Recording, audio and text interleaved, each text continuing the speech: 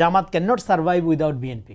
কেননা জামাত যে পলিটিক্সটা করে এই পলিটিক্সটার ব্যাপারে অনেক মানুষের অনাস্থা আছে, কারণ তারা পজিশন খুব দ্রুত সুইচ করে।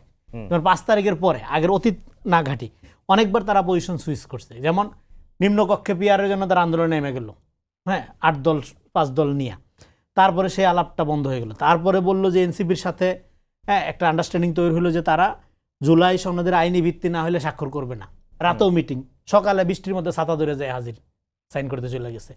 ফলে জামাত বন্ধু হিসাবে ঠিক রিলায়েবল না, মানে সে, কারণ সে সবসময় প্রো পাওয়ার অ্যাপ্রোচ নেয়, প্রো ইস্টাবলিশড আচরণ করে।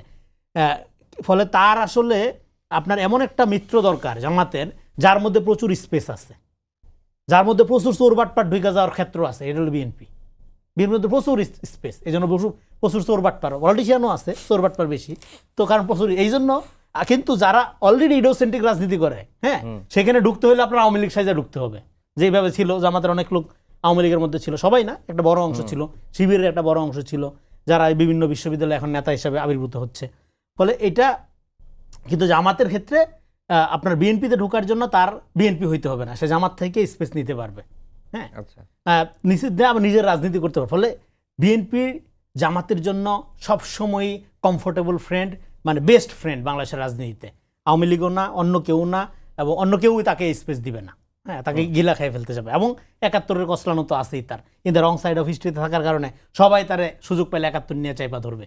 তো এই কারণে আপনার মানে জামাত ধরেন, সাপোজ ধরেন যদি জামাত ক্ষমতায় আসে, আমরা হাইপোথেটিক্যালি ধরে নেই, তাহলে ঘটনাটা কি ঘটবে? পলিটিক্সে তো আপনার ফ্রেন্ড লাগে। জামাতের এই যে এখন যে 8 দল 12 দল বলতেছে, এদের সোসাইটিতে ইম্প্যাক্ট কতখানি, একটা মানে গ্রাসরুট লেভেলে তাদের সংগঠন কতখানি, তাদের মিত্রদের জিরো। শুধু মানে আপনার কিছু মুখ আমরা চিনি, সবাইকে আমরা চিনি না। কিন্তু পলিটিক্সে তো আপনার মিত্র লাগে। ধরেন আপনি জামাত গভর্নমেন্ট ফর্ম করলো তাদের মতো করে, হ্যাঁ, নানা মেকানিজম যাই হোক, বা জনগণ পপুলার ভোটে, তার মিত্র কে? তার শত্রু ধরেন বিএনপি, তার শত্রু enter cultural agency, cultural establishment, হ্যাঁ, mainstream media, India, BNP, Awami League, America, সবাই। যদিও সবাই বলবে যে হ্যাঁ ঠিক আছে, তাল দিতে পারে অনেকে। তো তাহলে এরকম তো জামাত তো এমনিতে এক ঘরে হওয়া একটা লোক, তার তো মিত্র দরকার।